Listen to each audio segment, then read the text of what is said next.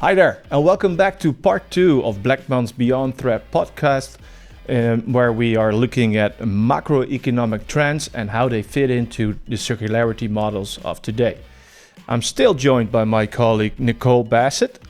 And hi, great to be back. Let's dive back into it straight away. So when we take all that you've just said and try to make it more tangible, is there any way that you can give examples of businesses that have, successfully implemented those circular models? Yeah, definitely. There's a lot, and you can see them across multiple industries as well. So we'll take fashion and apparel lifestyle. I mean, there is a number of companies today who have incorporated repair or resale or rental models into their businesses because they're trying to figure out how do we use this asset, our product, longer and create more business around that product. Phones, and so companies like Apple and Android and Fairphone, you don't have to get a new phone every time you have a software upgrade. No. Like, we figured out how to be able to keep a product in use longer and do upgrades from afar.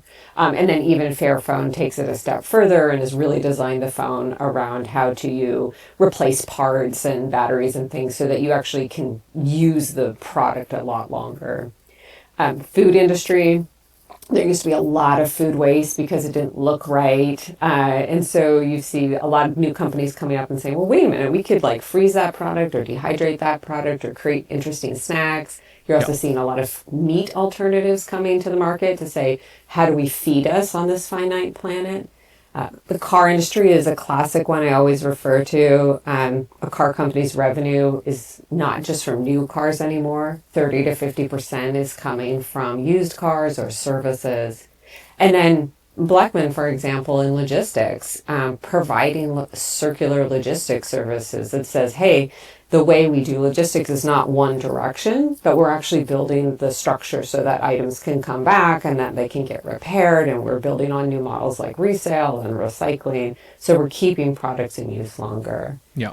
And so these examples just highlight that circularity is not just an environmental choice. It's a strategic business decision that enhances profitability and consumer engagement. And it builds a lot of resiliency and sort of risk abatement for a company. Yeah, well, definitely. And I, for one, as an employee of Bleckmann, but also more specific in my business development role, I'm very proud of what we as a company are doing, and not sticking to what we have always done and what has been successful in the past, but continuously reinventing ourselves and evolving with the needs of the planet, but also the changing requirements from a legislative perspective.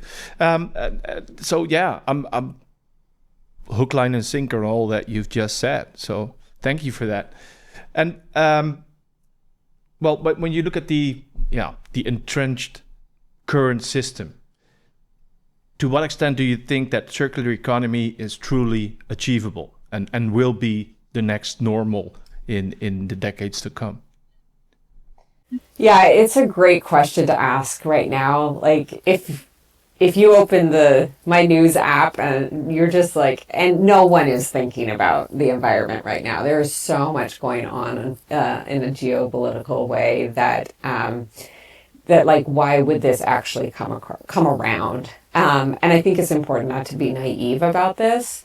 But the way I look at it is that we're at a really interesting inflection point where there are sort of two paths occurring simultaneously. Mm-hmm. You've got this one path where people are taking this really protective approach to the current systems and models. And they're trying to squeeze as much as they can out of that last old technology or old way of working. And they're asking for legislation to protect it or trying to throw technology to protect it. But it is an industry that just doesn't have a future. And coal is a great example where there's a lot of lobbyists who are trying to protect this innovation because it really served us well and it provides jobs and there's infrastructure for it. And so I get why we're trying it's to not untrue. Yeah, it's not untrue. It's there, and finding alternatives is something that takes time. So that is existing, and you have this other group of people who are saying, "Hey, I see where we need to be in 50 years from now, and I'm going to start bringing about the change that needs to happen. So I'm going to start bringing businesses or innovations or new business model ideas." In line with like an economy that has created the boundaries of working on a finite planet. And I believe that that path is not only possible, but really is inevitable. We've reached a number of planetary boundaries already, and we're going to get to a point either by design or by necessity that our economy will have to evolve. And so businesses that recognize that shift now will be the ones that have a head start in the future. And this transition is not going to be immediate, but that's why you're seeing these indicators out in the market that are saying, yeah, we should start measuring carbon. We should start measuring happiness and health of the community. Yeah. And entrepreneurs are starting to ask for this in policy. And so you may not see all the laws enacted yet, but there's a lot of push for new policy that's starting to incorporate these things so that we're measuring value beyond GDP. And we're entering an era where businesses are regenerative and distributive, and they are going to define the success and allow us to have an economy in the future.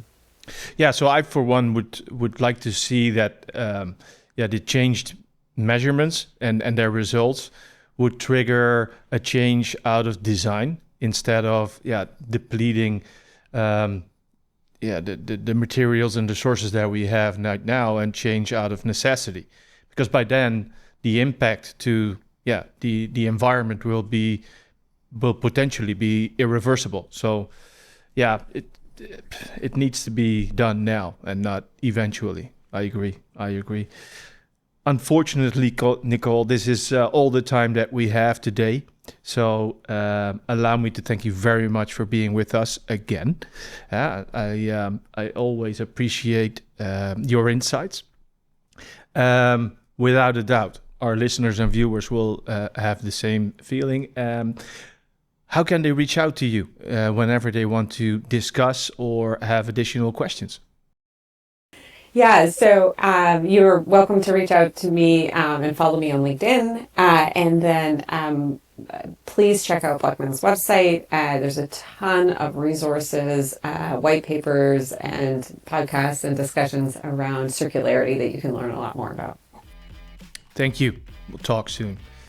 And thank you all for joining us today. I hope that you have learned and you have heard new stuff like I have. And I hope to see you soon in the next episode of Beyond Threats by Bleckmann. Thanks.